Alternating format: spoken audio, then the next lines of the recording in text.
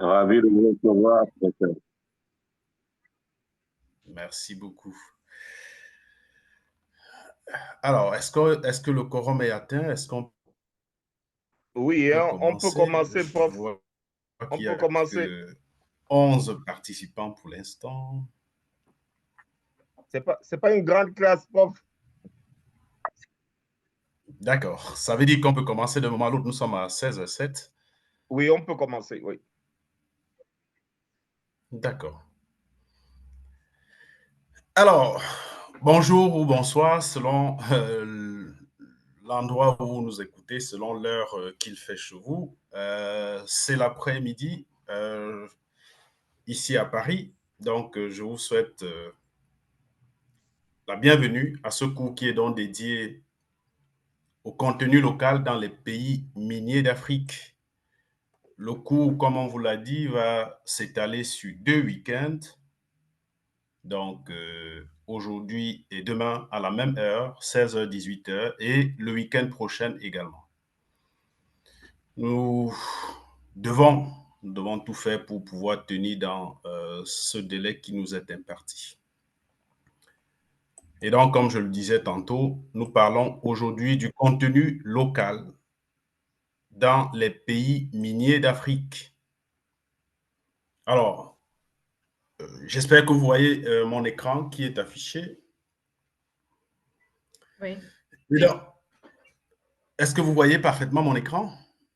Oui. D'accord, c'est parfait. Oui. Donc, en guise d'introduction, je vais commencer par dire que le concept de contenu local ou de local content désigne le fait pour une entreprise multinationale d'intégrer des intrants locaux dans ses processus de production, notamment dans les pays étrangers où cette multinationale exerce ses activités. Donc, le contenu local est aujourd'hui une exigence qui est imposée aux entreprises pour qu'une certaine part de leurs produits soit fabriquée localement. Et cela peut inclure l'emballage, la fabrication sur place, l'utilisation des matières premières locales, l'emploi de la main-d'œuvre nationale.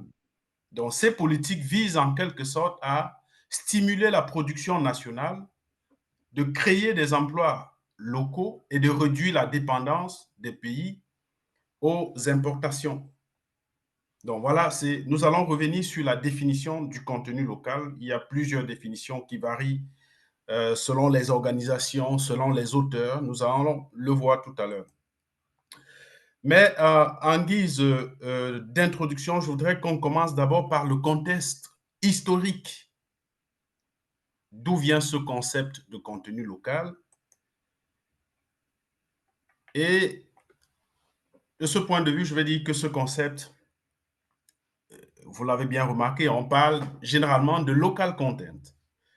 C'est un concept anglo-saxon, donc traduit en français par contenu local. Donc, ce concept donc est apparu dans les années 70 en Grande-Bretagne pour la première fois. Et c'était à une époque où la Grande-Bretagne était fortement dépendante des investissements américains pour exploiter ces gisements pétroliers qui sont situés en mer du Nord. Au départ, tout le matériel offshore pour cette exploitation était du matériel américain et il a fallu développer des compétences, des outils et développer des entreprises pour pouvoir inverser cette tendance. Donc la Grande-Bretagne s'est organisée à telle enseigne de pouvoir inverser la tendance pour ne plus dépendre des Américains pour l'exploitation de ces gisements miniers qui sont situés en mer du Nord. Donc c'est ainsi que le gouvernement britannique a mis en place, à partir des années 1973, un organisme appelé l'Offshore Supplies Office. Et cet organisme était chargé de définir le pourcentage du UK content, c'est-à-dire du contenu local britannique, pour chacun des projets offshore de la mer du Nord.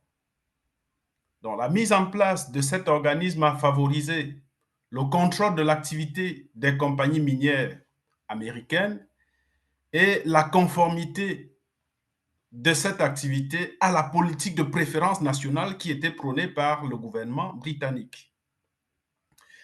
Et cette politique a eu des résultats palpables, des résultats concrets.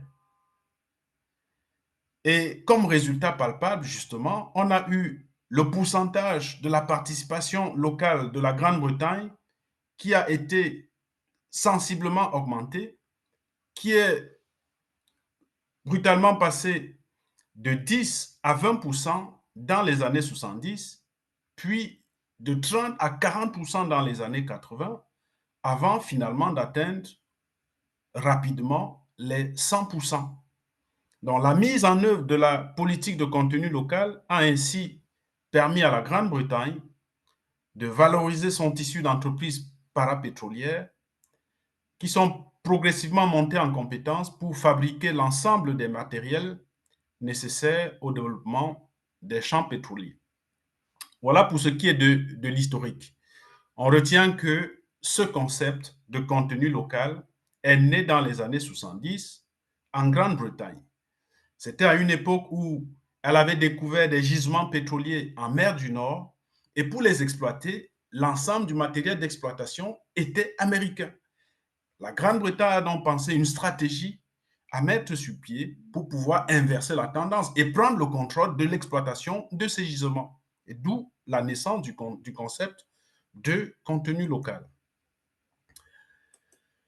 Alors, voyons maintenant comment le concept s'est propagé et s'est divulgué à travers le monde. Donc, au regard des effets positifs engrangés par la Grande-Bretagne suite à la mise en œuvre de la politique du contenu local, ce concept s'est rapidement diffusé dans de nombreux pays miniers producteurs de pétrole, d'abord en Amérique du Sud, notamment dans des pays tels que le Brésil, le Chili ou encore le Pérou. Puis, le concept s'est également diffusé sur le continent africain, notamment dans des pays tels que le Nigeria, le Ghana, l'Angola, le Sénégal, le Gabon, le Cameroun, le Mozambique, le Libéria et sans oublier l'Afrique du Sud, qui, nous allons le voir, depuis les années 90, avait mis en place une politique qu'on a appelée le Black Economic Empowerment. Nous allons y revenir. Donc voilà, de la naissance du concept en Grande-Bretagne à sa diffusion à l'ensemble des autres continents. Ce cours va se délimiter de la façon suivante. Le cours fera l'objet d'une double délimitation. D'une part, nous aurons une délimitation spatiale ou géographique. Vous avez vu l'intitulé, nous nous limitons uniquement en Afrique. Dans l'expérience des pays africains que nous avons mentionnés ci-dessus, va nous permettre d'étoffer les développements tout au long de ce cours. Donc, nous parlons bien du contenu local dans les pays miniers en Afrique. Et d'autre part, nous avons également une délimitation matérielle. Et du point de vue matériel, il convient de relever que le contenu local a un champ d'application assez vaste aujourd'hui, bien que le concept soit né dans un domaine bien précis, l'exploitation pétrolière et minière de manière globale, il s'applique aujourd'hui à des domaines très variés, tels que les mines, les forêts, l'agro-industrie, les bâtiments et travaux publics, les marchés publics. Donc, le contenu local a aujourd'hui un champ d'application assez vaste. Donc, il va de soi que la promotion du contenu local est une exigence, compte tenu du fait que la prise en compte des réalités locales constitue un gage de développement pour les pays africains. Donc, malgré son champ d'application qui est assez vaste, comme nous l'avons dit, nous allons nous focaliser uniquement sur les industries extractives. Donc, comme nous l'avons relevé plus haut, le secteur extractif, à savoir les mines, le pétrole et le gaz, a été le premier champ concerné par ce système de préférence nationale. Et ce secteur est attractif pour les investissements directs étrangers, mais il est peu créateur d'emplois directs dans les pays hôtes et c'est ce qui justifie justement la mise en place en Afrique des politiques de contenu local. Donc, au final, l'objectif de notre cours sera d'étudier les enjeux, les défis et les perspectives de la promotion du contenu local dans les industries minières en Afrique. Passons maintenant à la définition de ce qu'on entend concrètement par contenu local. Donc, conceptualisation du contenu local.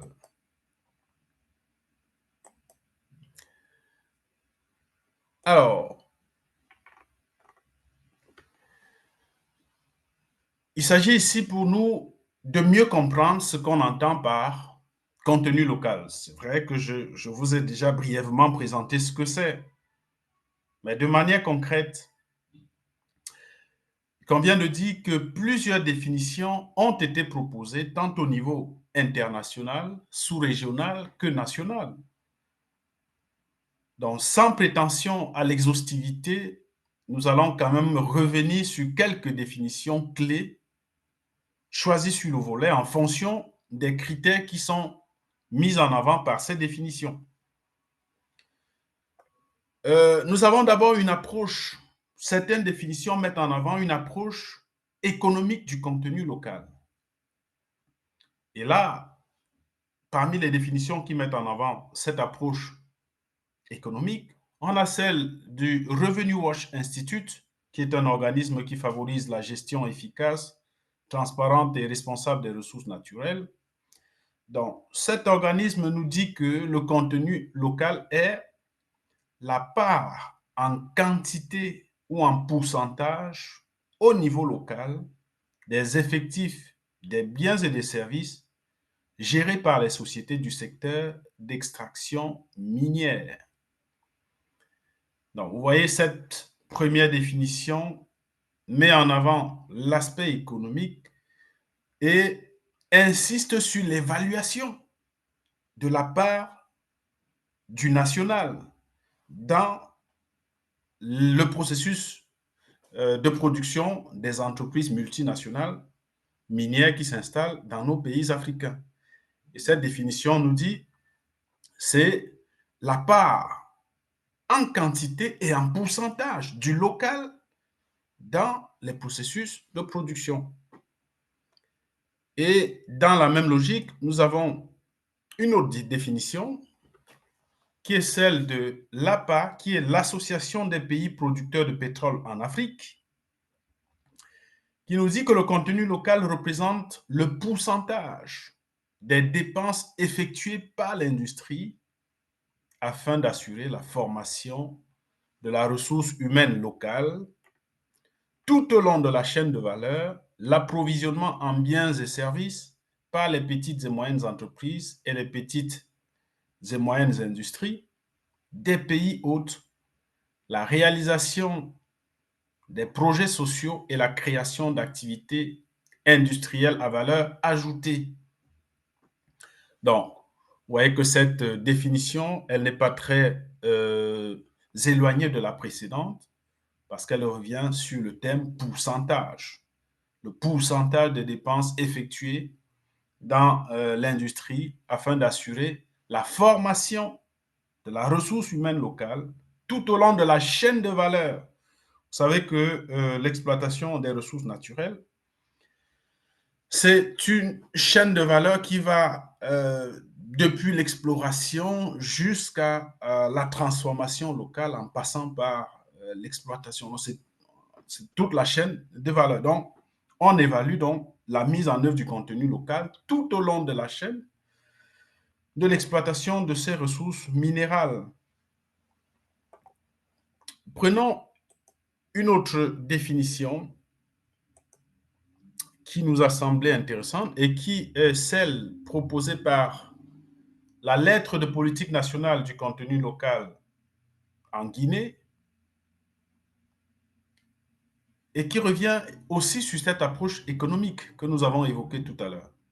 Donc, la lettre de politique nationale du contenu local en Guinée nous dit que le contenu local se définit comme étant la valeur ajoutée créée par l'emploi des nationaux, l'achat des biens et des services locaux, la sous-traitance au profit des entreprises locales, des activités au niveau de toutes les chaînes de valeur résultant de la valorisation et de l'exploitation des ressources locales.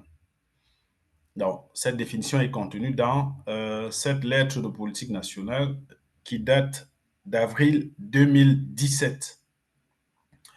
Vous voyez que cette définition met l'accent sur la finalité. On pourrait dire que c'est une définition téléologique, c'est-à-dire la finalité, c'est quoi? De la politique du contenu local, c'est de créer de la valeur ajoutée au niveau local. Donc, c'est ça. Elle insiste sur cet aspect-là. La valeur locale qui est créée par l'emploi des nationaux, l'achat des services locaux, la sous-traitance locale, les projets, au profit des entreprises locales, des activités au niveau de toutes les chaînes de valeur. Donc, la finalité, c'est de créer de la valeur ajoutée. Voilà l'enjeu que les pays africains ont aujourd'hui à mettre en place des politiques de contenu local. Je passe à la slide suivante pour prendre d'autres définitions. Je prends la définition de la Banque mondiale. La Banque mondiale estime que les politiques de contenu local permettent à la chaîne de valeur de créer une croissance inclusive et soutenue à travers la diversification économique et les opportunités d'emploi, génère des opportunités pour l'intégration régionale et le commerce international et fonde sur l'engagement et la collaboration entre le gouvernement, les compagnies et les communautés locales. Donc, vous voyez, cette définition revient une fois de plus sur la notion de chaîne de valeur. Donc, pour la Banque mondiale, le contenu local permet à la chaîne de valeur de créer de la croissance inclusive et soutenue. Nous avons pris une définition aussi qui résulte d'une loi du Congo-Brazza du 12 octobre 2016 portant code des hydrocarbures. Et cette loi définit le contenu local comme étant l'ensemble des activités qui sont axées sur le développement des capacités locales, l'utilisation des ressources humaines et matérielles, la formation et le développement des compétences locales, le transfert des technologies, l'utilisation des biens et services locaux et la création des valeurs additionnelles à l'économie locale mesurable. Vous voyez, cette définition, elle me semble plutôt énumérative. Elle énumère les différentes activités qui entrent en jeu dans la mise en œuvre du contenu local. On peut citer entre autres les ressources humaines, la formation, le développement des compétences locales, le transfert de technologies, des biens et services locaux, la sous-traitance. Donc, tout cela, voilà les différents leviers sur lesquels on peut actionner pour pouvoir efficacement mettre en œuvre le contenu local et finit par la finalité même. La finalité, c'est quoi? Selon cette définition, c'est de créer des valeurs additionnelles, dont la valeur ajoutée, comme on a vu tout à l'heure, à l'ensemble de l'économie locale. J'ai également pris cette définition qui figure dans le code minier camerounais de 2016, qui nous dit que le contenu local peut être défini comme l'ensemble d'activités axées sur le développement des capacités locales, l'utilisation des ressources humaines et matérielles locales, le transfert des technologies, la sous-traitance des entreprises, des produits et des services et produits locaux et la création de valeurs additionnelles mesurables à l'économie locale. C'est quasiment la même chose que la définition précédente du Congo-Brazzaville. D'ailleurs, les deux textes ont été adoptés la même année, 2016-2016, même s'il convient de dire que à ce jour, il y a un nouveau code minier qui a été adopté au Cameroun. Alors, le code minier de 2016 a été révisé. Donc, comme vous pouvez le constater, au regard de toutes ces définitions que nous venons de donner, on peut dire en un mot comme en mille que le contenu local est une politique de préférence nationale. C'est une sorte de patriotisme économique. Et là, vous allez entendre ça. Et là, on va parler de nigérianisation, d'angolanisation, de gabonisation, de camerounisation dans l'exploitation des ressources naturelles. Donc, le contenu local n'est rien d'autre qu'une sorte de politique de préférence nationale ou alors une sorte de patriotisme économique pour encourager la production locale, l'utilisation de la main-d'œuvre locale, l'utilisation des intrants locaux, l'utilisation des biens et services locaux, la sous-traitance locale, le transfert de technologies et ainsi de suite. Cela pour, comme nous l'avons dit, pour pouvoir créer de la valeur ajoutée au niveau local. Alors, au-delà de la conception purement économique, parce que nous avons dit toutes ces premières définitions avaient une conception purement économique. Donc, au-delà de cette conception purement économique, le contenu local est également une expression de la souveraineté des États africains et l'expression du sens stratégique. Donc, au-delà d'une conception purement économique, le contenu local est aussi une expression de la souveraineté et du sens stratégique des pays hôtes dans l'exploitation de leurs ressources naturelles, ce qui place nécessairement le contenu local au cœur de la réflexion géopolitique. Donc, pris dans ce sens, le contenu local traduit la capacité d'un pays à contraindre l'action de ses partenaires internationaux afin de favoriser le transfert des technologies qui sont nécessaires, le transfert des technologies qui est nécessaire à son développement et à son émancipation stratégique. C'est le signe de la prise en compte par les producteurs de la règle à la base de tout comportement stratégique, à savoir la ruse et l'intelligence. En ce sens, le contenu local relève de ce que les politologues appellent le smart power.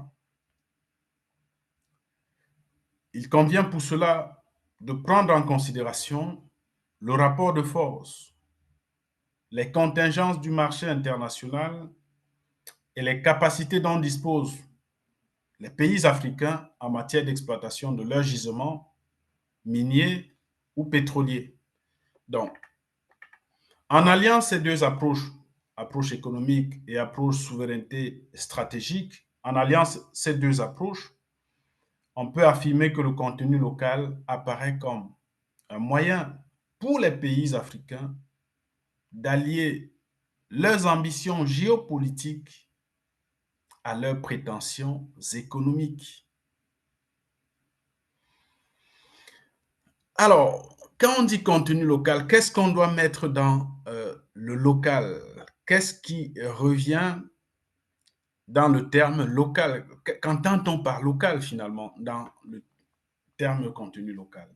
Est-ce que le local renvoie au territoire national d'un pays? Est-ce que le local renvoie à la localité où le projet d'exploitation minière est exercé? Ou alors est-ce que le local renvoie à l'ensemble du continent africain, puisque nous parlons du contenu minier et du contenu local dans les pays miniers africains? Qu'entend-on par local dans le contenu local? Donc, la question de l'étendue du contenu local porte sur le champ à lui accorder.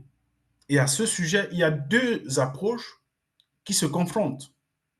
il y a une première approche qui considère le contenu local comme étant la localité où est implantée l'entreprise minière.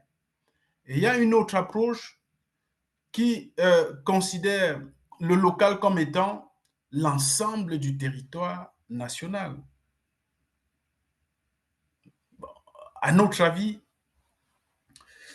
dans la majorité des projets, le contenu local ne concerne pas uniquement les populations riveraines ou coutumières qui sont directement impactées par l'exploitation des ressources naturelles, mais ça concerne l'ensemble du territoire national. Mais il faut aller plus loin pour dire que tout dépend de la nature de l'opération qui est à réaliser. En fonction de l'opération concernée, il va falloir opérer une hiérarchisation entre les localités qui sont concernées par le projet minier. Par exemple, pour le recrutement de la main-d'œuvre dans une mine, on pourra évidemment commencer par recruter, de préférence les habitants de la localité qui abrite le projet, ce qui favorise l'acceptabilité sociale du projet naturellement. Mais on pourra ensuite étendre l'opération de recrutement de la main-d'œuvre locale aux autres localités riveraines et progressivement à l'ensemble du territoire national. Et si au niveau national, on ne trouve pas, on va même à l'ensemble du continent africain. Donc, pour le recrutement. Ce qui en fait naturellement, professeur, une notion qui peut être de bon sens étirée. Tout à fait Effectivement. étirée. Voilà, donc la notion de local, comme je le disais, il va falloir à chaque moment opérer une sorte de hiérarchisation entre les localités qui sont concernées par le projet. Imaginons un grand projet minier un projet minier transfrontalier qui s'étale sur plusieurs pays. Vous voyez qu'on va d'abord commencer par les riverains, ensuite les pays qui sont concernés directement. Et puis, si je dis, finalement, il n'y a pas de compétences au niveau de ces pays, on va étendre à l'ensemble des pays africains avant de penser aux autres continents. Donc, c'est une sorte de préférence locale.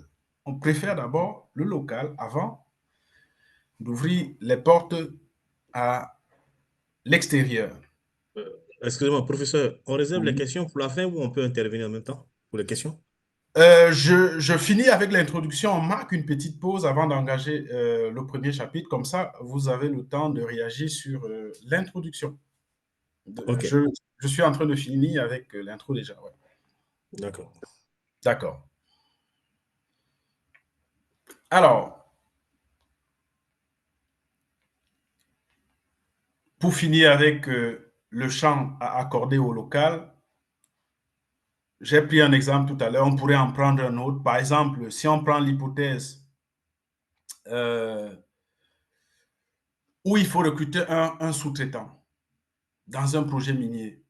Donc, à défaut d'un sous-traitant compétent sur le territoire national et face à deux sous-traitants, dont l'un africain et l'autre, par exemple, asiatique, européen ou américain, alors on devrait accorder la préférence aux entreprises africaines. Puisque, n'oublions pas, on a au niveau africain un texte qu'on appelle la vision minière africaine, qui a été adopté par les chefs d'État et de gouvernement d'Afrique en février 2009, en février 2009, et la vision minière africaine prône le développement, le cas échéant, de la chaîne prestataire intrant de référence, notamment les biens d'équipement, les services et les consommables au niveau local à travers l'utilisation des étapes adaptées au contenu local et flexible. Donc, vous voyez que même la vision minière africaine parle de contenu local. Donc, le local ne peut pas se limiter uniquement au projet où est implanté le projet ou encore à un territoire national bien précis. Tout dépend du projet qui est mis en œuvre. Tout dépend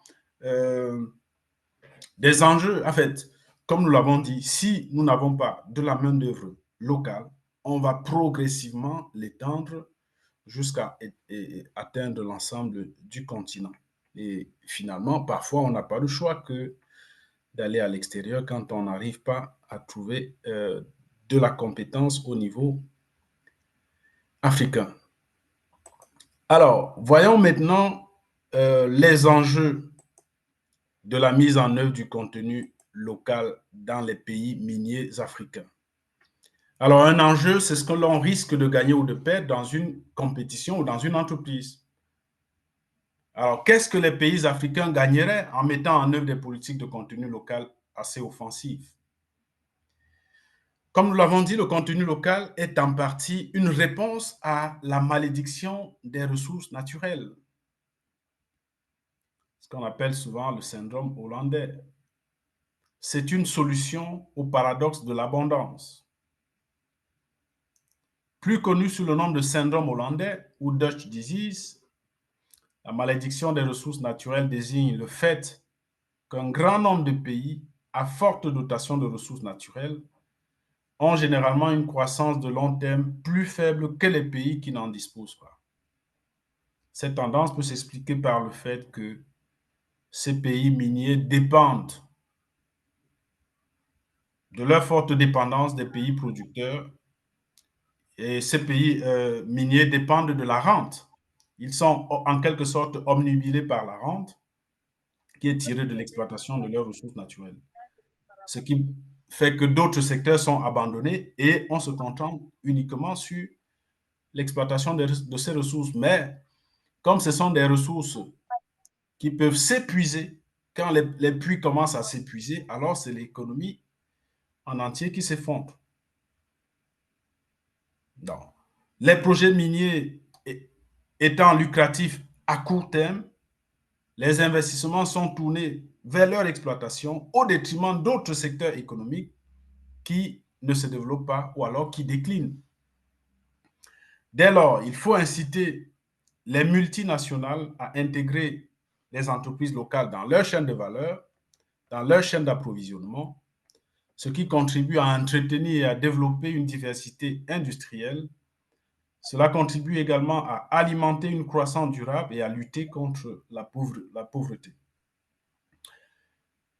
Donc, comme enjeu, une meilleure prise en compte des réalités locales dans la gestion des industries extractives constitue un gage de développement pour les pays africains.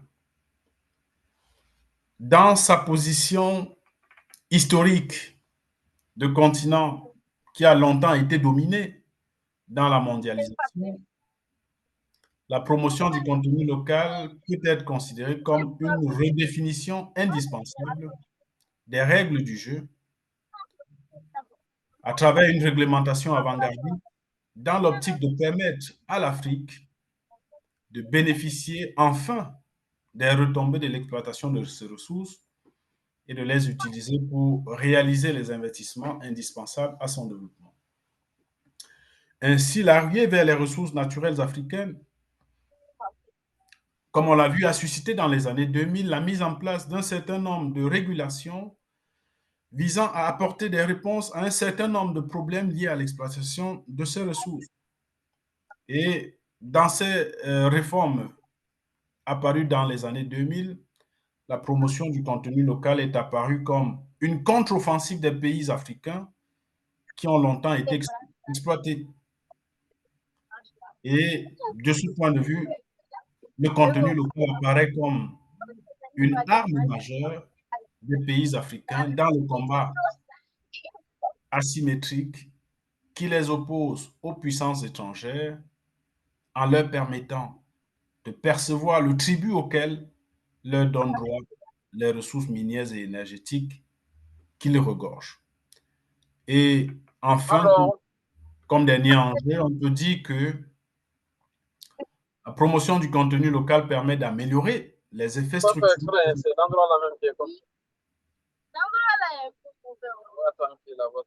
Nous avons un micro qui est ouvert et on a un bruit. Est-ce que vous l'entendez également?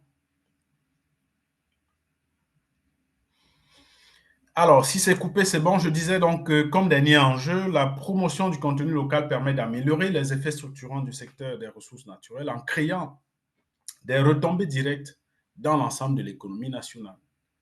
Donc, les mécanismes de promotion du contenu local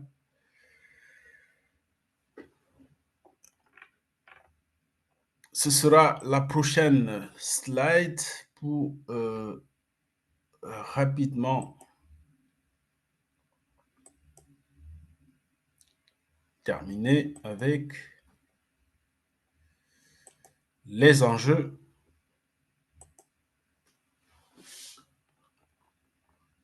Alors, là, j'ai terminé avec les enjeux de la mise en œuvre du contenu local. Et là, je vais passer aux différents mécanismes de promotion du contenu local.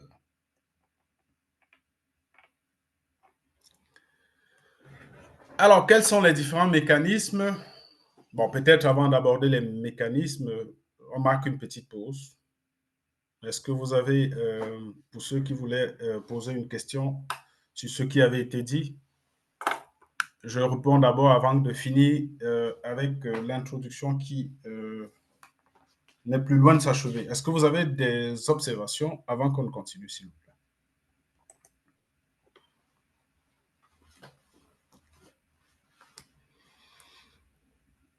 Il y a quelqu'un qui voulait poser une question tout à l'heure. Est-ce que vous avez... Oui, c'est Olivier. J'ai levé la main, je sais pas. Je pose D'accord, la alors question. allons-y. Oui.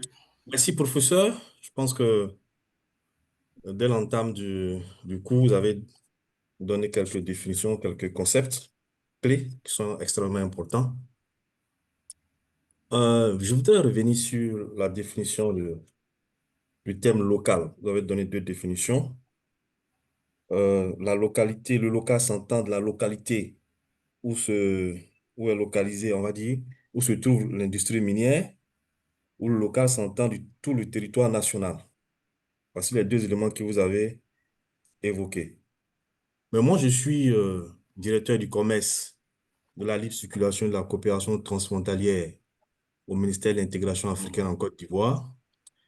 Nous travaillons régulièrement avec des structures comme la CEDEAO. Et l'UEMOA, c'est l'Union économique et monétaire ouest-africaine. Et ces deux organisations-là mettent en avant ce qu'on appelle la libre circulation des personnes.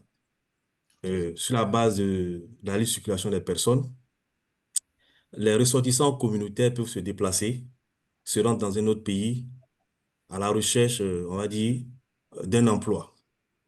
Ça, ce sont les règles de la libre circulation des personnes.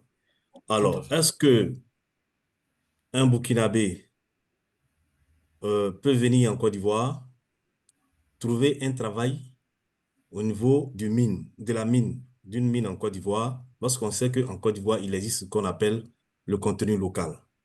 En fait, c'est la question que je voudrais poser.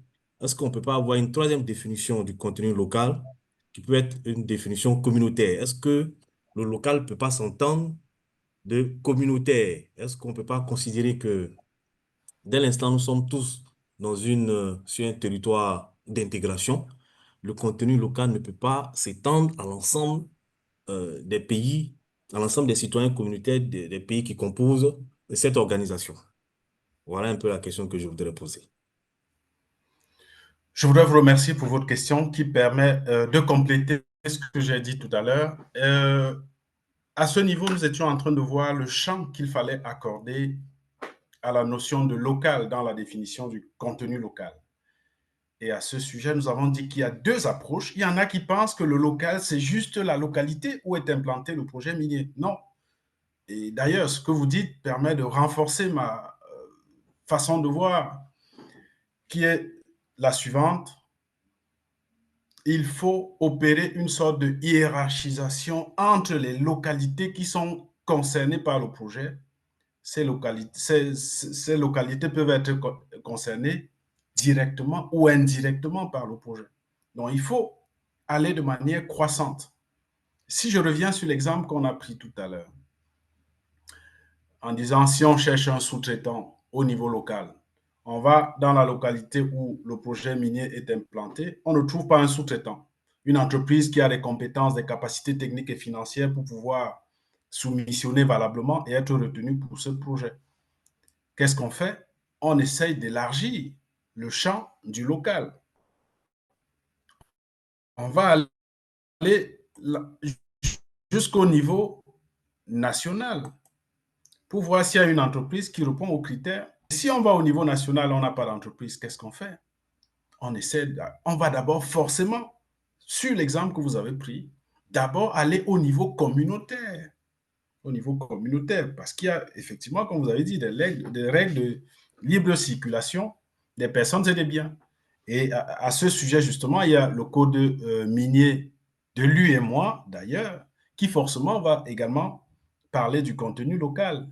Et au niveau africain, de manière globale, il y a aussi, comme je l'ai dit tout à l'heure, la vision minière africaine qui parle également du local. Donc, il faut aller progressivement. Pour appliquer le contenu local, il faut commencer par la localité d'implantation du projet, le national, le régional, le sous-régional et peut-être avant d'atteindre le niveau continental. Donc, c'est une question pertinente. Et d'ailleurs, nous allons revenir sur plus loin. On va voir que il y a parfois des règles justement concernant la libre circulation des personnes et des biens qui sont plutôt un frein à la mise en œuvre du contenu local. Je prends par exemple le cas des règles de l'OMC que nous allons voir, qui, eux, prônent la libre circulation. Mais là, le contenu local, c'est tout le contraire. Dit non, préférence nationale. Ça va à l'encontre des règles communautaires et même de certains traités et accords internationaux qui sont signés par les États. Donc, merci pour votre question. J'espère avoir donné quelques éléments de réponse et nous allons y revenir tout à l'heure. Ok, d'accord, c'est bien noté. Merci, Merci. prof. Est-ce qu'on a d'autres réactions, d'autres contributions? Est-ce qu'on a d'autres... Non, prof, Il y a nous n'avons pas quelqu'un qui veut d'autres prendre la parole? nous n'avons pas d'autres préoccupations étant donné que jusque-là, l'introduction est très limpide. C'est clair. Professeur, s'il vous plaît, j'ai une petite Voyons maintenant les question. mécanismes. D'accord, je vous écoute. Je vous écoute. Merci beaucoup, Vous professeur. avez la... Lorsque vous avez parlé de contenu local et puis de sa valeur ajoutée, et en répondant par rapport au principe, je peux dire, de la hiérarchisation, en fait, il y a une idée qui m'est passée en tête. Dans l'hypothèse où deux États, par exemple la RDC, la Côte d'Ivoire, soit le Rwanda, se mettaient en place un projet minier, partant du principe du contenu local, si je peux le dire comme ça. Et que dans ces deux contrats, il y a je peux dire, un pays qui a peut-être 60 ou 80%. Est-ce que le principe de la préférence, entre guillemets, du contenu local peut s'appliquer dans pareil cas où on peut seulement se référer au principe de la hiérarchisation, comme vous l'avez dit? Merci. C'est vrai que je ne saisis pas très bien votre question. Vous prenez le cas de deux États qui exploitent en commun un gisement minier et l'un à 80, l'autre à 20%. Je n'ai pas bien saisi la fin. Est-ce que dans pareil cas, quel est le principe bien qu'il y a le principe du contenu local, mais c'est le pays qui a 80% qui va plus mettre en place je peux dire, par exemple, la main-d'œuvre locale, contrairement au pays qui a 20%. Comment ça va s'y passer?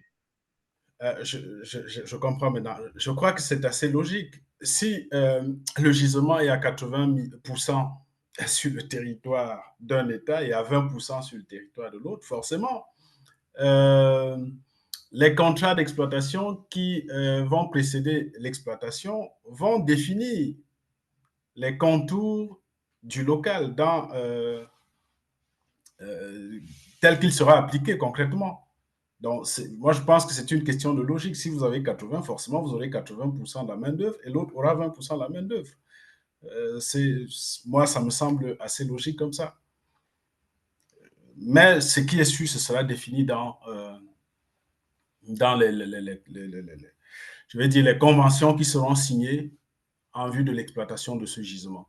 Sachant que le contenu local peut être mis en œuvre par des incitations fiscales, ça peut être mis en œuvre par des clauses contractuelles, ça peut être mis en œuvre par des lois qui sont adoptées si nous sommes dans le cadre d'un État. Voilà. Et puisque nous sommes dans le cadre, là c'est le cas de deux États, la convention minière définit les contours. du contenu local. Prenez les conventions minières, n'importe laquelle, vous verrez toujours qu'il y a une section, une clause, je veux dire une disposition qui est consacrée au contenu local. Prenez les conventions minières, vous verrez toujours contenu local. Il y a toujours un article qui traite du contenu local en disant, par exemple, 80% de la main-d'œuvre sera nationale, à compétence égale, on recrutera de la main-d'œuvre nationale, ainsi de suite. Il y a toujours une disposition qui concerne le contenu local dans les conventions minières. Et dans le cas que vous évoquez, la convention minière va définir les proportions pour chacun des deux États. Merci beaucoup. Voilà. Est-ce qu'on a une autre observation? Oui, mais professeur, si je peux me permettre, dans le cas de notre ami, est-ce que dans ce cadre, je veux dire en termes infrastructurels, en termes de formation, on pourrait aller dans la logique, par exemple, du pourcentage pour revenir dans son état, dans Oui. son exemple, ou bien ce serait plutôt, je veux dire, dans la valeur des opérations qui ont été menées pour mettre en œuvre le contenu local dans l'un ou l'autre des deux parties. Voilà. Voilà, merci beaucoup. Voyons maintenant les mécanismes de promotion du contenu local. Quels sont les différents leviers sur lesquels on peut appuyer? J'ai déjà anticipé tout à l'heure en disant que ça peut être à travers des clauses contractuelles, des lois ou des mesures d'incitation fiscale. Je l'ai déjà dit. Donc, voilà, c'est ce que nous voyons maintenant. Les mécanismes de promotion du contenu local, sachant qu'on va généralement d'une logique d'incitation à une logique de contrainte. Et que de plus en plus, c'est de la contrainte, ce n'est pas simplement de l'incitation. Voilà. Alors, on peut mettre en œuvre le contenu local à travers des incitations fiscales, des clauses contractuelles, notamment à travers les conventions minières qui sont signées.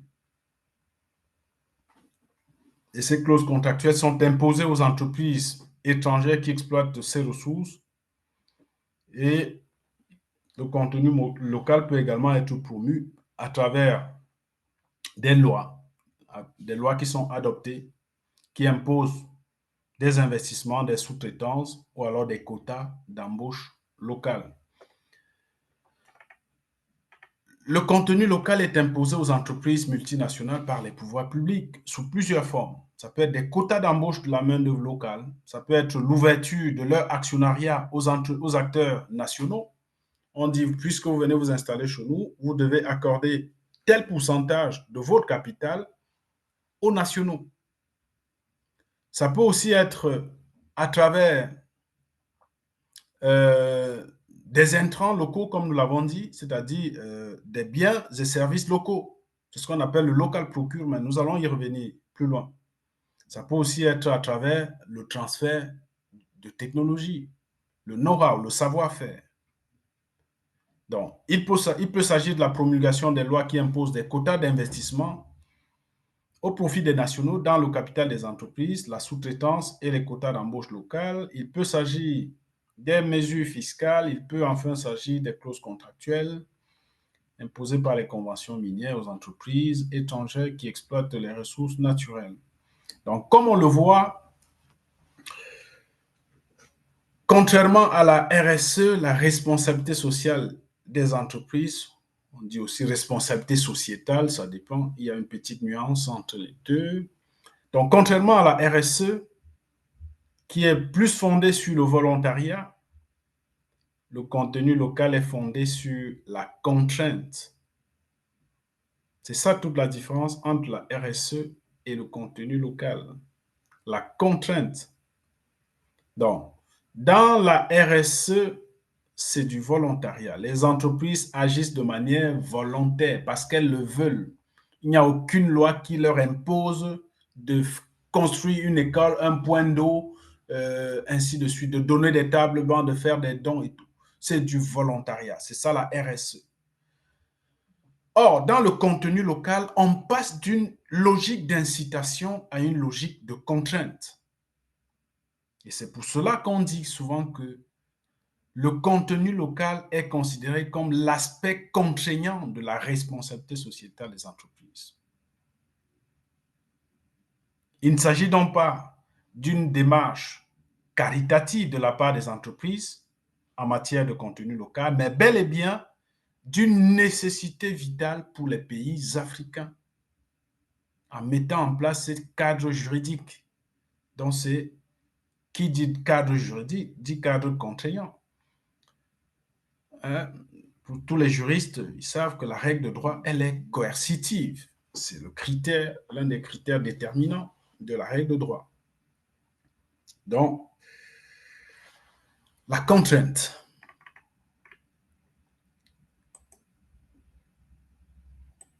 Je passe à la slide suivante. Alors, comment mesurer le niveau de promotion du contenu local dans un pays? Comment cela se mesure concrètement? Le contenu local, comme nous l'avons vu dans les définitions que nous avons vues plus haut, peut se mesurer en pourcentage, notamment dans la définition du Revenue Watch Institute que nous avons vu. Ça peut être le pourcentage des matériaux, des biens et services qui sont produits localement et intégrés dans l'activité de l'entreprise. Et là, vous voyez qu'il s'agit de nationaliser en quelque sorte les intrants qui sont nécessaires au fonctionnement des industries extractives. Ça peut être le pourcentage du personnel qui est recruté localement. On dit recrutement préférentiel de la main-d'œuvre locale, c'est-à-dire de la main-d'œuvre nationale à compétences égales. Ça peut être le pourcentage des financements, c'est-à-dire on dit vous avez votre capital et les nationaux doivent avoir au moins 10, 20, 30% en termes de participation dans le capital de ces multinationales qui s'installent dans nos pays. Donc, vous voyez que on peut mesurer ça concrètement en termes de pourcentage. On peut également mesurer cela par l'application d'un système de contenu local qui peut se traduire par des investissements dans la formation des travailleurs locaux, notamment à travers des partenariats publics-privés, des partenariats avec les universités des pays africains. On le dit souvent, l'opportunité, c'est de faire partie de la solution, puisque l'Afrique est, plus que toute autre région au monde, dépendante du personnel expatrié, surtout dans le domaine de l'exploitation minière. On n'a parfois pas toujours de la ressource humaine de qualité dans ces domaines-là. Donc, il faut donc qu'il y ait ce partenariat public-privé, les entreprises multinationales avec d'autres, avec les entreprises, avec l'État, avec les universités pour pouvoir transférer ce savoir-faire, qu'on a appelé aussi le transfert de technologie. Donc voilà, comment est-ce qu'on peut concrètement mesurer cela? Alors, quels sont les acteurs de la mise en œuvre du contenu local?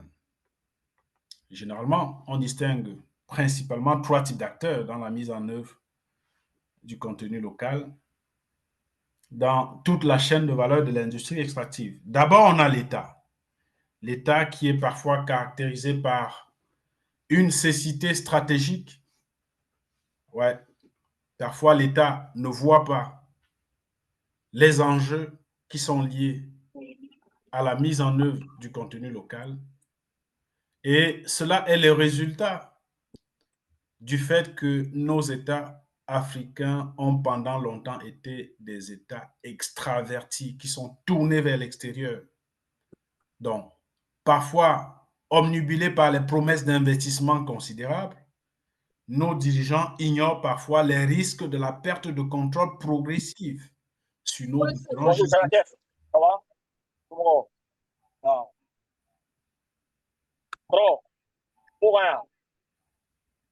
Est-ce que vous pouvez fermer votre micro, s'il vous plaît?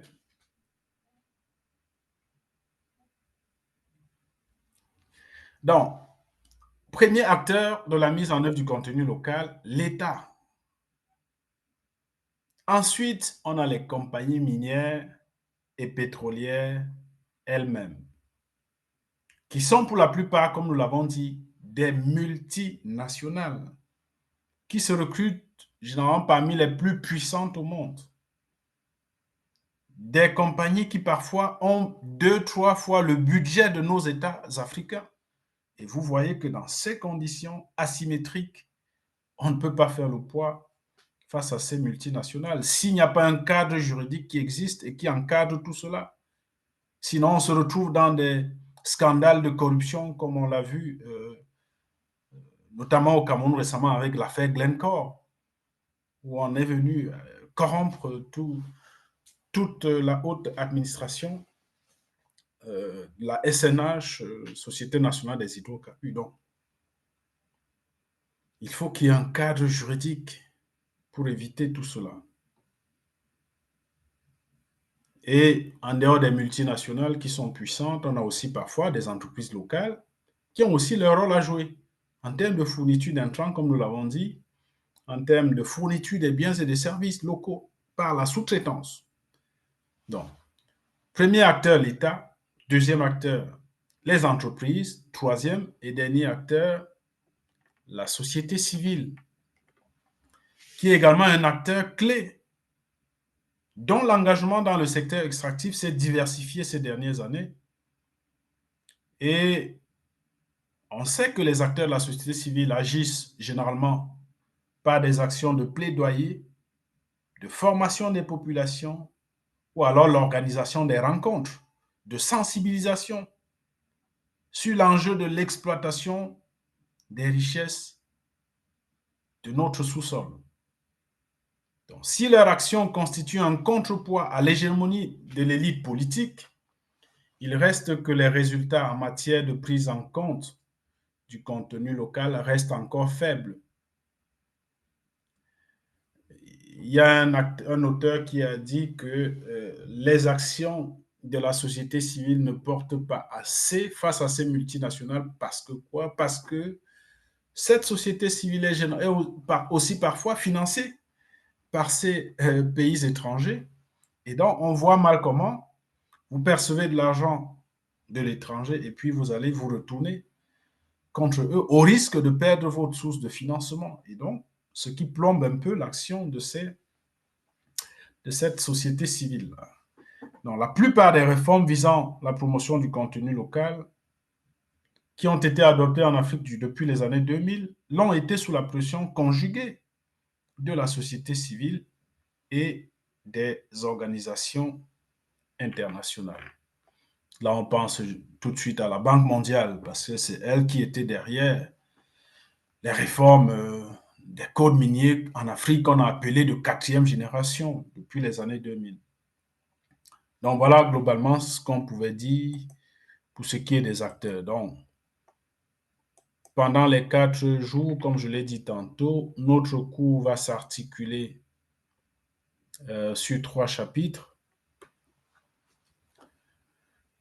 Si l'on s'en tient aux textes qui régissent le secteur extractif dans la plupart des pays africains, on va se rendre compte que la promotion du contenu local occupe une place de choix dans nos différents codes miniers en Afrique aujourd'hui. Donc, le constat, il est là. Beaucoup d'efforts ont été faits par les États africains depuis les années 2000 en termes de promotion du contenu local. Ça, c'est le chapitre 1er.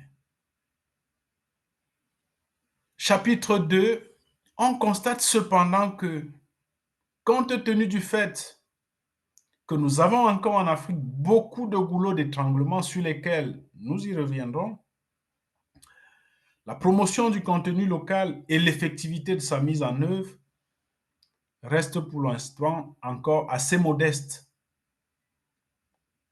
Donc, chapitre 2, nous verrons les obstacles à la promotion et à la mise en œuvre du contenu local en Afrique. Et dans le chapitre 3, en guise de perspective, nous allons montrer que nos cadres juridiques restent perfectibles, qu'on peut encore essayer de faire quelque chose pour mieux mettre en œuvre, implémenter le contenu local dans nos pays africains.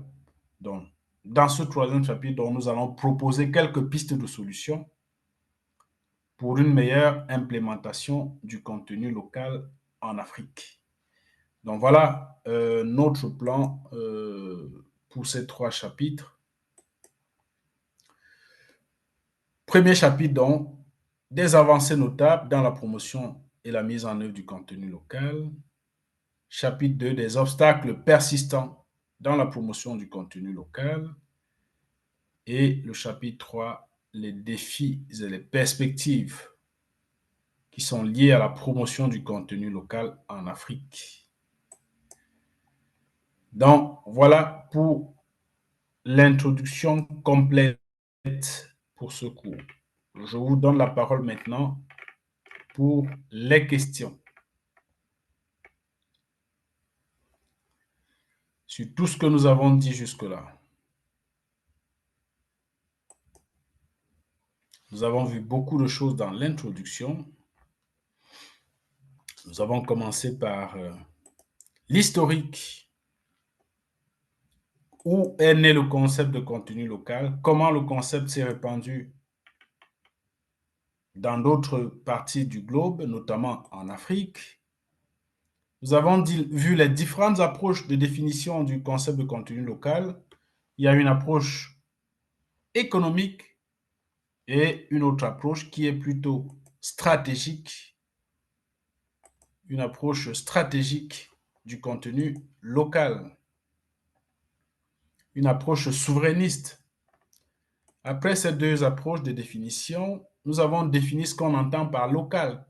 Nous avons dit, est-ce que c'est seulement la localité ou alors c'est l'ensemble du territoire? Est-ce que c'est l'ensemble du continent?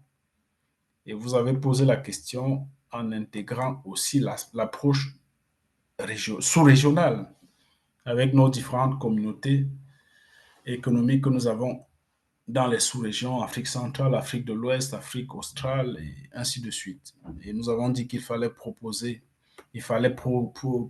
à une hiérarchisation du local. Nous avons vu les enjeux de la mise en œuvre des politiques de contenu local, les différents mécanismes de promotion, et là nous en avons retenu 3. Les incitations fiscales, les clauses contractuelles et l'adoption des lois. Nous avons interrogé la manière dont on peut mesurer le contenu local, comment est-ce que cela peut être mesuré. Et à travers les définitions que nous avons vues, on a vu que ça peut se mesurer en pourcentage ou alors en termes d'implication de ces compagnies dans la formation, dans la réalisation des différents projets. Et nous avons fini par les acteurs de la mise en œuvre du contenu local. Nous avons retenu 3 principaux acteurs, l'État d'abord, les compagnies minières et pétrolières ensuite, et enfin la société civile. Et nous avons annoncé le plan. Et c'est où nous en sommes. C'est pour cela que je marque une pause et je vous donne la parole.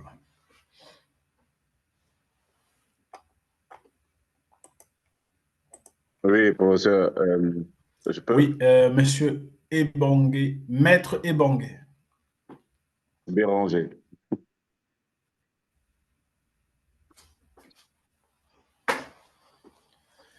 Oui, vous avez la parole. Alors, lors de notre dernier cours, je vais laisser la parole à mon confrère, maître Ebongue, qui semble avoir levé la main. Ah, d'accord, oui. Alors, oui, allons-y. Oui, merci, maître Béranger. Professeur, effectivement, ma question se pose beaucoup plus dans une logique, comment dirais-je, pragmatique. Monsieur Untel, hein, chef de village de tel village me rencontre parce que le contenu local n'est pas respecté. Et je me questionne, qui est le créancier de l'obligation du contenu local? Alors, j'entends, il y a plusieurs acteurs, hein, la société étrangère, l'État, la société civile. Société civile, dont on peut y mettre tout ce qu'on veut, mais moi, je désigne là le chef du village, hein, de tel village. Il me rencontre, Maître Ebongué, contenu local non respecté, et je me questionne. La clause contractuelle qui prévoit l'obligation du contenu local, j'imagine que cette clause contractuelle fait suite à la loi qui prévoit l'exigence de contenu local. Alors, cette loi en question, est-on dans une loi, comment dirais-je, de la nature de l'ordre public, de direction, de protection, supposons que ce soit une loi dans un contexte d'ordre public de direction, à ce moment, contenu local non exécuté, recours en nullité du contrat, ou plutôt recours pour inexécution justement du contrat. Dans l'un ou dans l'autre, qui reste le créancier? Serait-ce le chef de village qui n'a pas de personnalité juridique malheureusement, ou est-ce un groupement qui se constitue comme personne d'intérêt, et à ce moment, ce fameux tiers au contrat a-t-il qualité simplement parce qu'il est dans la communauté ou dans le village qui prétendument devait être desservi, mais ne l'est pas? Je me questionne à ce niveau, dans un contexte où on peut avoir un État qui est, comme vous l'avez mentionné tantôt,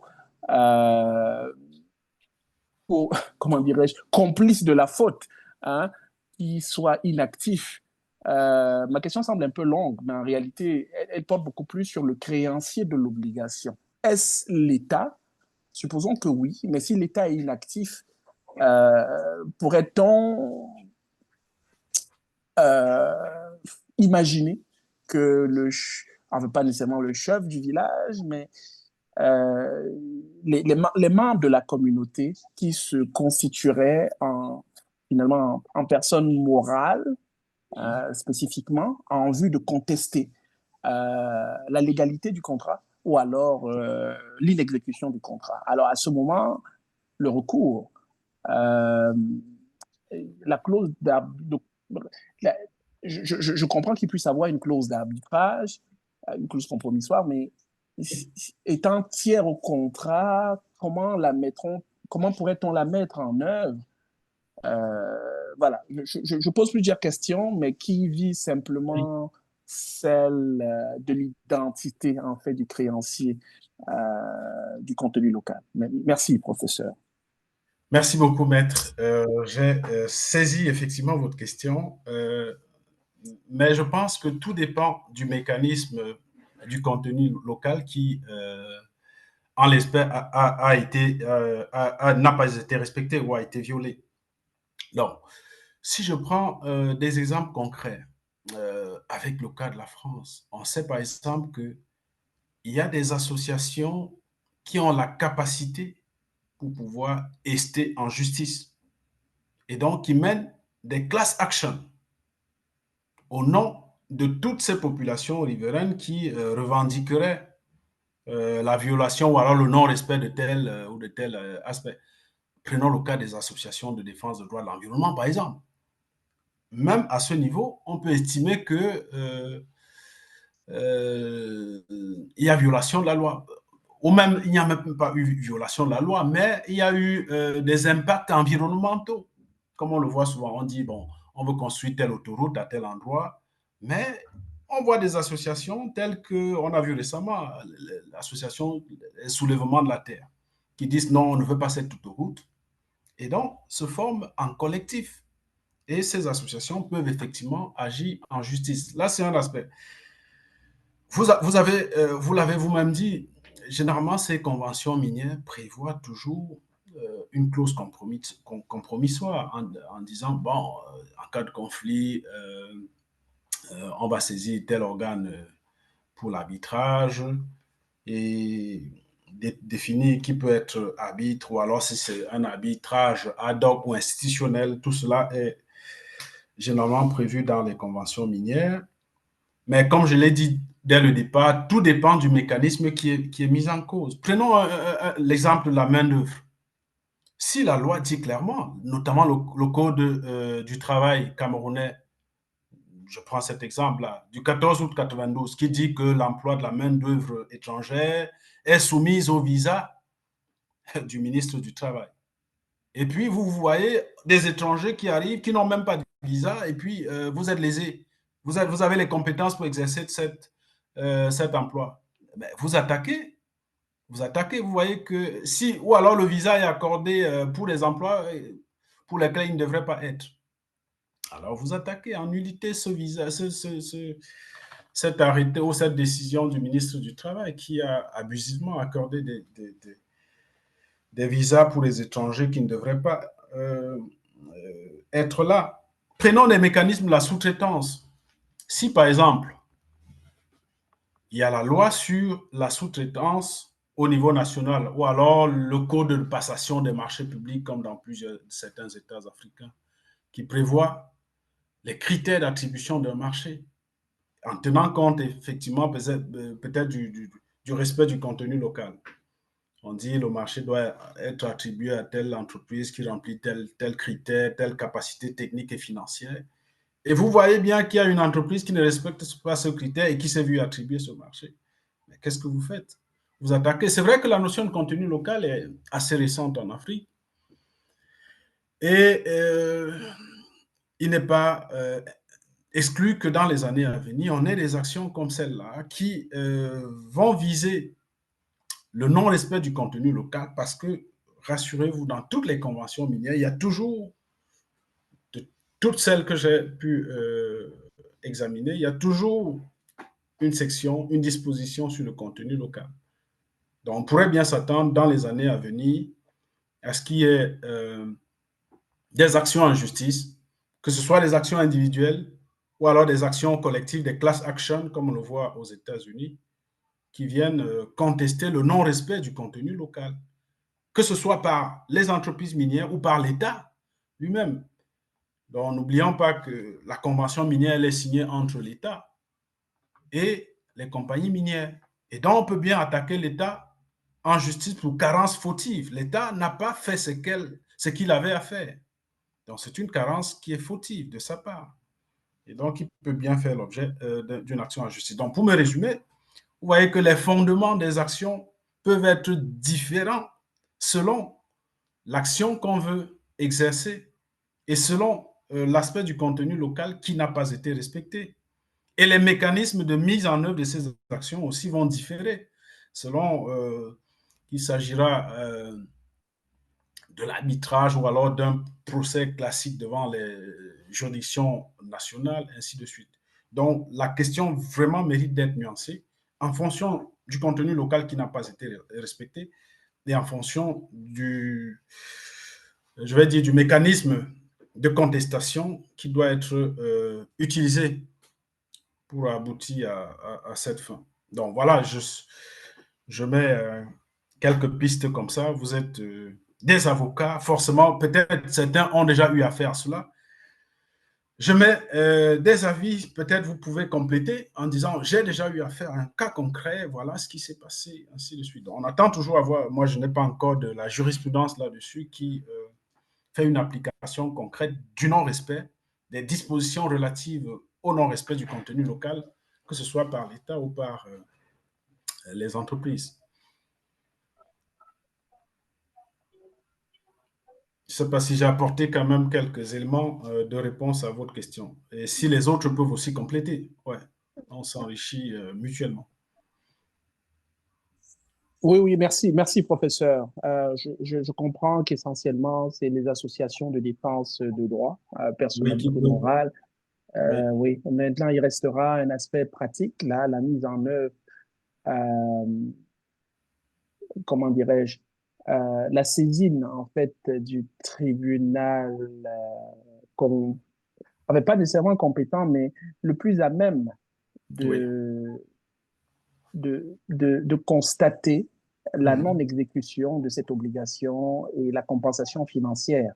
Je me Effectivement. questionne sur euh, sur la compétence de l'arbitre, hein, euh, quant à être, quant à la saisine par un tiers, hein, qui est cette Mhm. fameuse association. Oui. Je, alors, ça, et je termine par là. La non, c'est la Cour supérieure du Québec qui a rendu une décision assez récemment. La juge Masse, Mhm. euh, dans un contexte où le mécanisme d'arbitrage prévoyait un comité d'appel.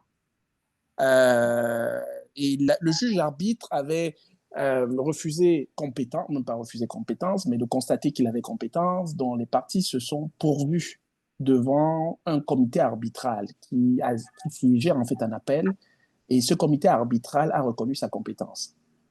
Et, et cette reconnaissance de compétences a donc été contestée devant la Cour supérieure du Québec. Et la Cour supérieure du Québec, qui est un peu l'équivalent du TGI, hein, en France Mhm. ou dans certains pays africains francophones, est venue dire que la clause compromissoire qui prévoyait une compétence, enfin, qui prévoyait un comité d'appel était valide, et ce comité arbitral avait donc compétence pour reconnaître que l'arbitre initial avait compétence pour connaître du litige.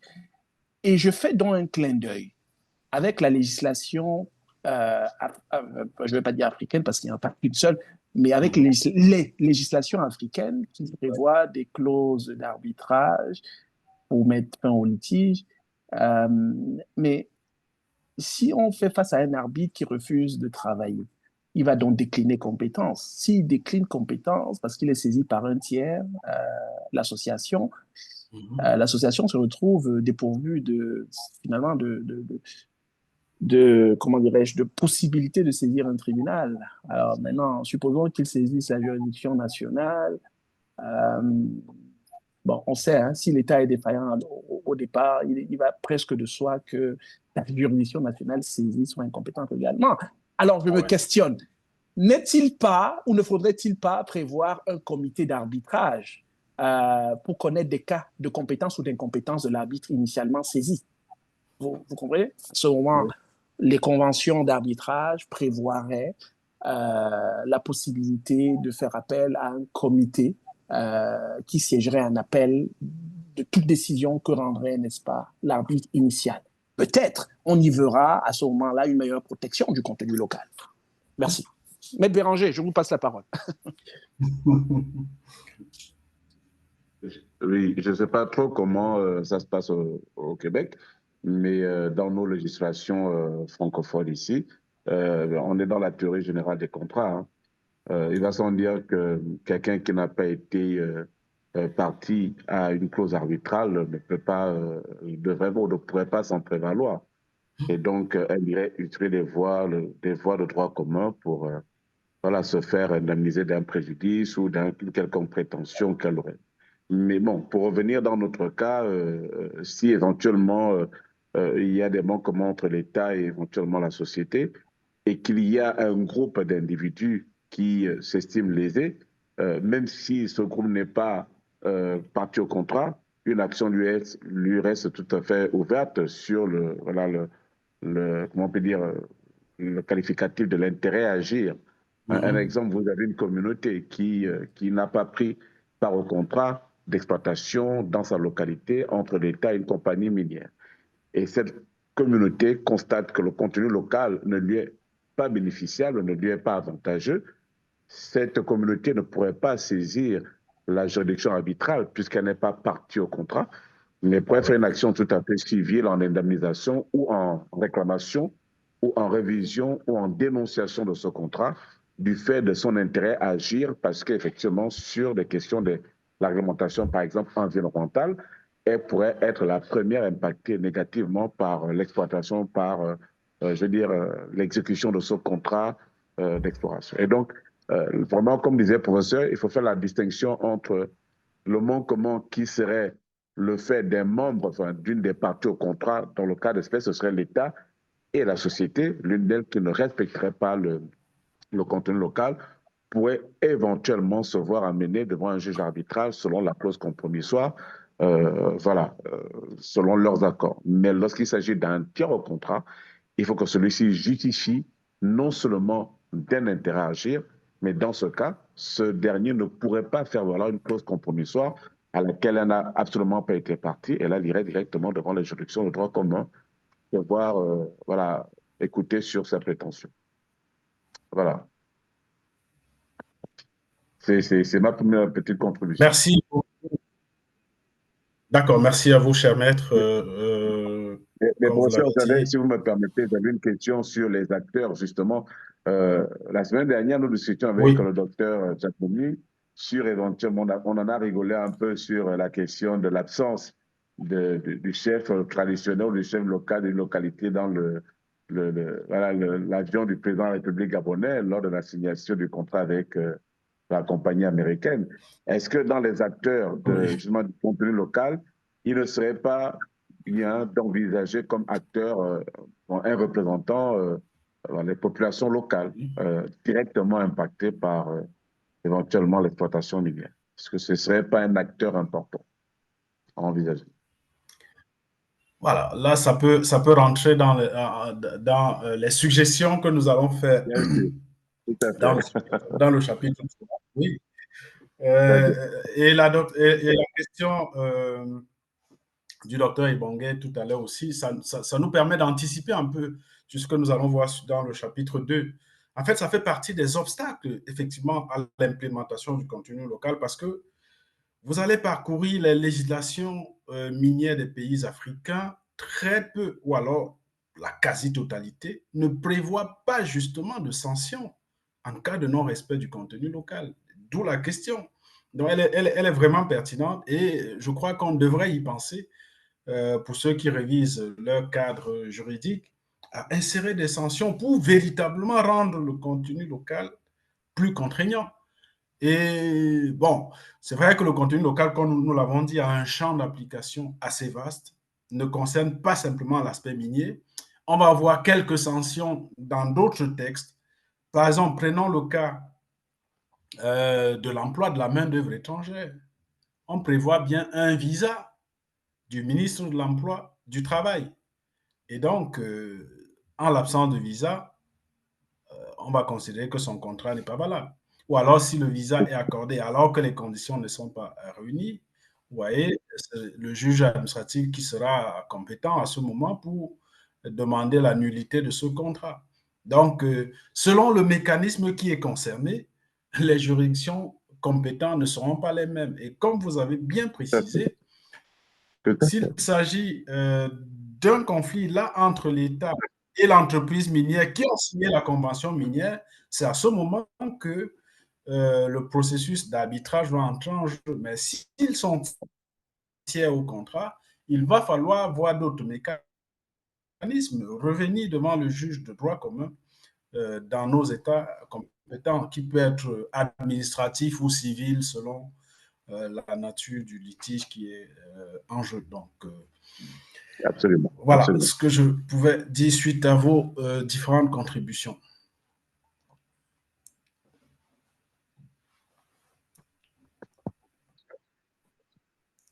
Merci beaucoup. Merci, professeur. Est-ce qu'on a une autre réaction, contribution?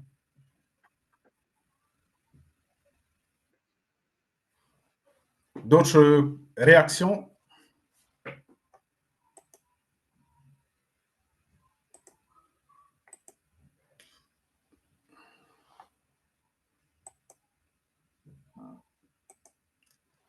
Alors, il nous reste 30 minutes.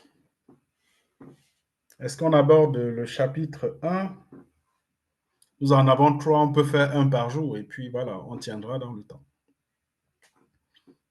Demain, on fait un chapitre et puis le week-end prochain, on fait les 2 autres chapitres.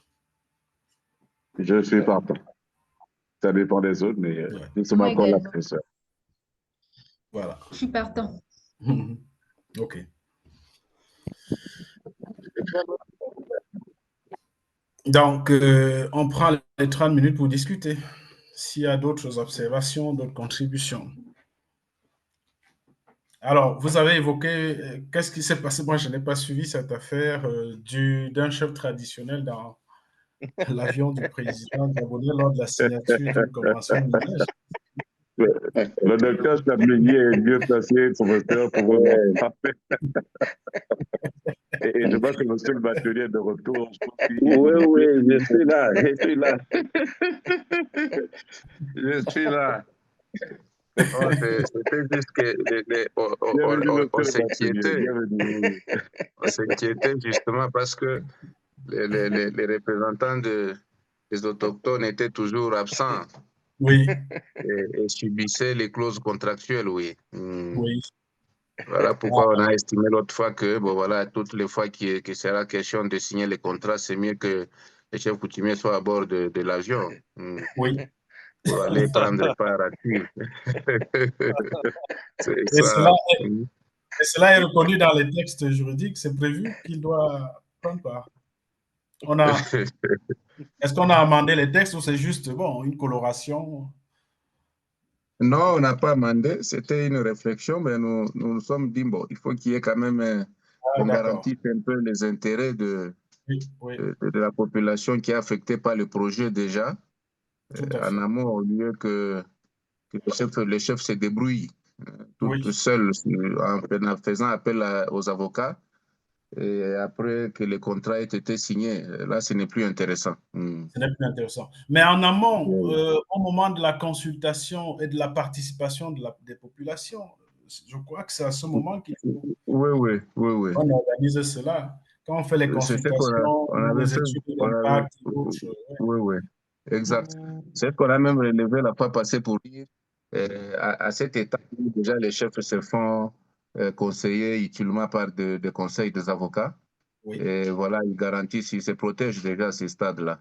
Ça s'est fait déjà, surtout en République démocratique du Congo. ah, oui, ça Ils c'est Oui, sont oui. même accompagnés aussi par la société civile dans pareil cas. oui, Très- Vous avez raison. Même si dans la pratique, nous, bon, les avocats et la société civile sont souvent aussi je peux dire, de la partie de sociétés minières. Et Oui, les chefs coutumiers sont souvent, je peux dire, malmenés parce qu'ils sont ignorants un peu de leurs droits ou soit oui, de quel. oui, D'où oui, l'important oui. aussi de faire vraiment une forte sensibilisation sur certains principes C'est ça. du code minier à nos communautés locales, surtout aux chefs. C'est Oui, très oui. important. Très important. d'accord.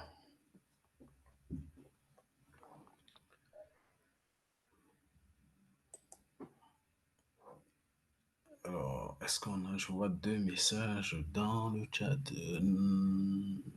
Non, c'était avant, je n'ai pas de son, c'était avant, il faudrait te déconnecter et te reconnecter peut-être. Ah oui, c'était quelqu'un qui avait quelques soucis de connexion. C'était Nous écoutons, nous sommes attentifs, nous au début écoutons. du cours. D'accord. Alors, d'autres réactions, commentaires, ajouts? Il y a peut-être l'actualité là, on reste sur l'actualité. L'actualité de la RDC et les États-Unis. Alors, on voit un grand mariage qui est en train de se faire là, et même les États-Unis veulent se marier à tous les pays miniers africains. Alors, mais seulement, et puis je le disais à nos amis de la RDC que traditionnellement, les Américains n'aiment pas le contenu local, n'aiment pas qu'on leur impose des exigences de contenu local.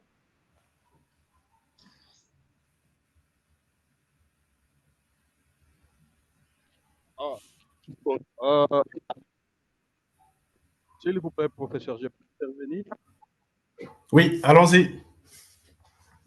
Oui, j'interviens dans le cadre du contrat qui va être signé avec les États-Unis.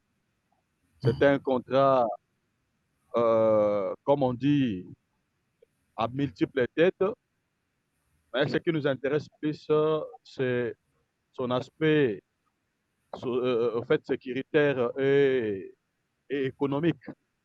Donc, ce contrat-là, les experts qui sont allés, même quand vous analysez à fond les clauses de ces contrats, n'est-ce pas, les aspects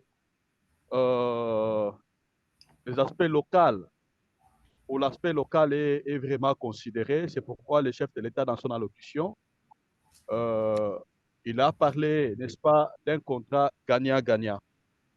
Et gagnant-gagnant, ce concept, n'est-ce pas, entre dans le cadre de la considération du contenu local de ce projet-là. Et vous voyez même au fait, dans les 500 milliards qui sera disponible pour la mise en œuvre de ces projets. Et l'Amérique a demandé même à ce que nous puissions, en fait, clarifier les différents projets et surtout dans le cadre de contenu local, des projets clairs qui vont militer pardon, en fait, au développement de la population locale ou autochtone de chaque milieu. Et surtout aux différents gisements miniers qui seront en fait exploités dans ce cadre. Il y a tant d'autres clauses qui prennent en compte, n'est-ce pas, le contenu local dans notre pays, la RDC. Et éventuellement, mais les langues se divergent, hein? Certains selon l'intérêt, mais la plupart des gens les critiquent de manière négative, mais peu de gens qui comprennent que l'aspect là du développement local ou de peuples autochtones, c'est le plus important parce que nous avons un problème au niveau surtout des provinces où il y a, en fait, là où on est en train d'exploiter les terrains et la population est la plus pauvre. Mais avec ces contrats, ceux qui ont négocié On ont fait fait un en nouveau sorte perdant. que... Vous êtes loin. D'accord. Loin de votre micro. Je suis là. Alors, ceux qui ont négocié ces contrats ont fait en sorte que ces aspects soient pris en compte. Donc, ce côté-là, ne vous en faites pas. J'ai essayé moi-même, personnellement, de lire et de voir même les travaux préparatoires. Par certaines indiscrétions, j'ai vu les travaux préparatoires, les résultats des travaux préparatoires pour la rédaction, en fait, pour la signature de ces contrats.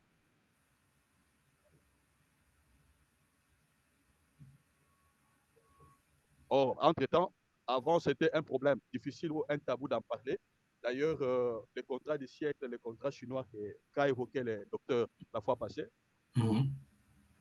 ces contrats en fait, étaient trop controversés et surtout la plupart des gens condamnaient la non prise en compte de cet aspect contenu local, donc la population.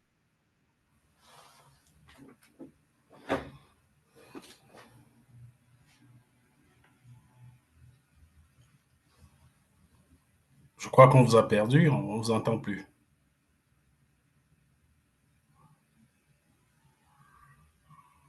Il a disparu, je crois. Ouais, il a des problèmes de connexion, je crois. Donc, c'est certain qu'on va surveiller dans les contrats signés par les Américains avec les pays africains, là. On va certainement surveiller l'aspect contenu local. Ah oui.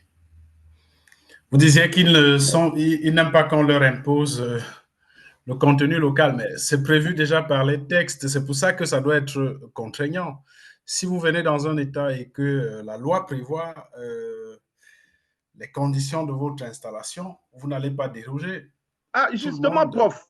Ah, justement, Oui. prof, ce qui se passe, c'est que les Américains, par le passé, sauf si avec la nouvelle administration qui vient là, mais par le passé, dans les conventions d'investissement, il était clairement prévu que cet aspect soit écarté. Très clairement. Ah ben, on l'a vu au Sénégal, systématiquement, dans leur contrat, dans tout leur contrat d'investissement dans le secteur minier, ils le faisaient. Et je crois que les Canadiens aussi. Ah mince, c'est bizarre ça.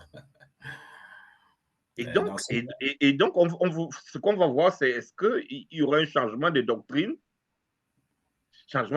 cette fois-ci avec ces nouveaux investissements. C'est ce qu'on va voir là. Et donc ça va donc donner du grain à moudre aux avocats là, puisque c'est une violation flagrante de la loi. On ne peut pas appliquer la loi de manière discriminatoire. Si les autres entreprises minières respectent ce que prévoit la loi, je sais qu'il y a la loi congolaise sur la sous-traitance et autres, tout ça. Si vous venez, vous dites qu'on ne vous l'applique pas et on vous le concède, ben c'est une discrimination dans le traitement des entreprises. Violation même des principes constitutionnels de certains États sur l'équité qui est due à tous les entrepreneurs dans le traitement de leur. Voilà. Donc, c'est effectivement des portes d'ouverture, des recours, oui. pour attaquer ces contrats. C'est ça. On attend de voir.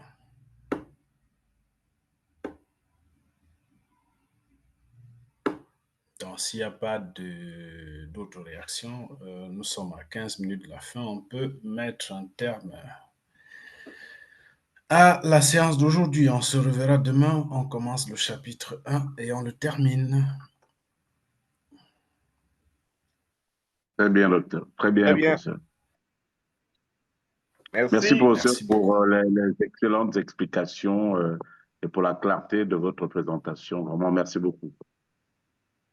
Merci beaucoup aussi. Vous êtes presque le jumeau du docteur Chapmening dans la présentation. Le prof, c'est le maître. Hein? Ah oui, oui. C'est pour vous que le jumeau et j'ai retrouvé l'un dans l'autre. D'accord. Super. Merci beaucoup. Merci aussi. Allez, ok. Je peux poser une question? Merci. À demain à tous. À demain. Est-ce qu'il y a une question? Non, pas de question. Pour l'administrateur notre connexion avait connu des petits soucis. Je pense que comme la séance est enregistrée, nous allons nous rattraper. D'accord. Ok, merci beaucoup, professeur. Peut-être savoir aussi si on aura ces textes à la fin, professeur. Oui, c'est pas parce que. Oui, parce qu'on n'a pas ce support là, justement. Oui, ce support, oui. Voilà. Ok, ça va. Merci beaucoup. Merci aussi. Ok, c'est bon. Merci.